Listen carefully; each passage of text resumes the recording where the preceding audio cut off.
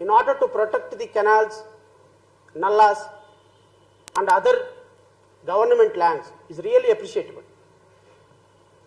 ఈ విధమైనటువంటి విధానం గత 2-3 రోజుల నుంచి రెండు రాష్ట్రాల్లో ఒక సెన్సేషన్ ఇష్యూ అయిన సందర్భంగా గత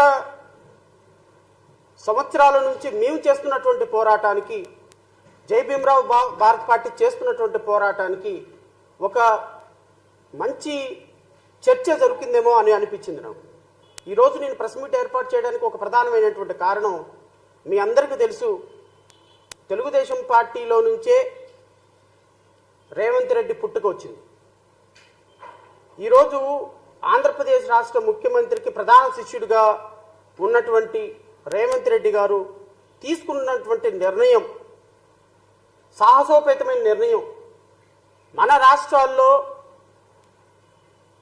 వాళ్ళ శిష్యుడు తీసుకున్నటువంటి నిర్ణయం, ఆ రాష్ట్రానికి ముఖ్యమంత్రిగా కేసీఆర్ రేవంత్ రెడ్డి తీసుకున్నటువంటి నిర్ణయం ఈరోజు ఆంధ్రప్రదేశ్ రాష్ట్రానికి ఒక బాసటగా ఎందుకు నిలబడలేకపోతుంది అని ఈ ఆంధ్రప్రదేశ్ రాష్ట్ర ప్రభుత్వాన్ని పరిపాలించే ముఖ్యమంత్రిని అడగాల్సినటువంటి పరిస్థితి ఆసన్నమైందని అనిపించింది. ఈరోజు ప్రెస్ మీట్ ఏర్పాటు చేయడానికి ప్రధాన కారణం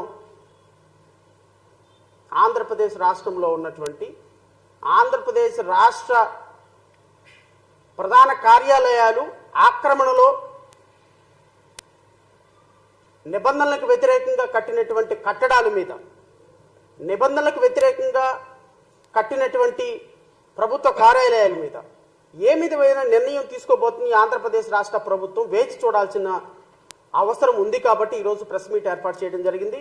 రాష్ట్రంలో జరిగేటువంటి అతి కొద్ది రోజుల్లో జరగబోయేటువంటి ఆంధ్రప్రదేశ్ రాష్ట్ర ప్రభుత్వం ఏ విధమైన నిర్ణయాలు తీసుకోబోతుంది అనే దాని మీద కూడా ఒక చర్చ అవసరం. ఒక పక్క తెలంగాణలో 4,000 కోట్ల రూపాయలు సంపాదించినటువంటి ఎన్ కన్వెన్షన్ హాల్ని నిర్దాక్షిణ్యంగా కూల్చేసి చట్టం దృష్టిలో అందరూ సమానులే అని చెప్పినటువంటి రేవంత్ రెడ్డి ఒక పక్క, అలాంటి రేవంత్ రెడ్డిని రాజకీయాల్లో ఒక పదవి తీసుకొచ్చి ఈరోజు ఆయన ముఖ్యమంత్రి అవడానికి ఇండైరెక్ట్లీ డైరెక్ట్లీ కారణమైనటువంటి చంద్రబాబు నాయుడు గారి ప్రభుత్వం ఇంకొక పక్క. ఇప్పుడు చంద్రబాబు నాయుడు గారి ప్రభుత్వం, కూటమి ప్రభుత్వం ఏమి చేయబోతుంది ఆంధ్రప్రదేశ్ రాష్ట్రంలో?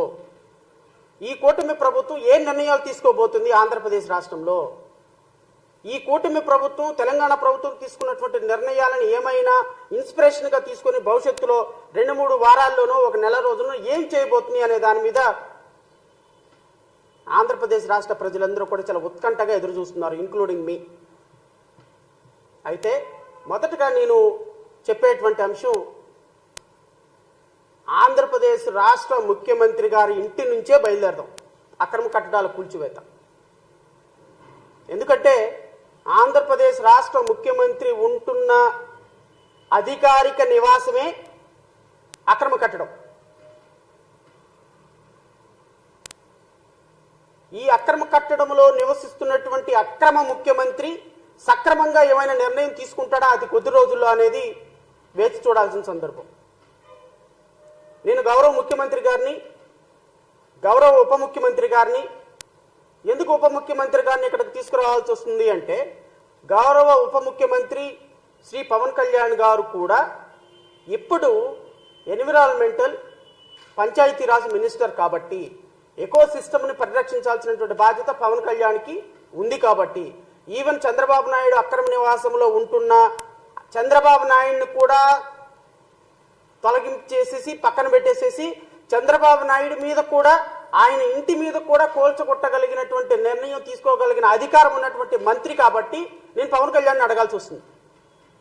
నేను గౌరవ ఉప ముఖ్యమంత్రి గారిని అడుగుతున్నా, మీరు మీ ముఖ్యమంత్రిగా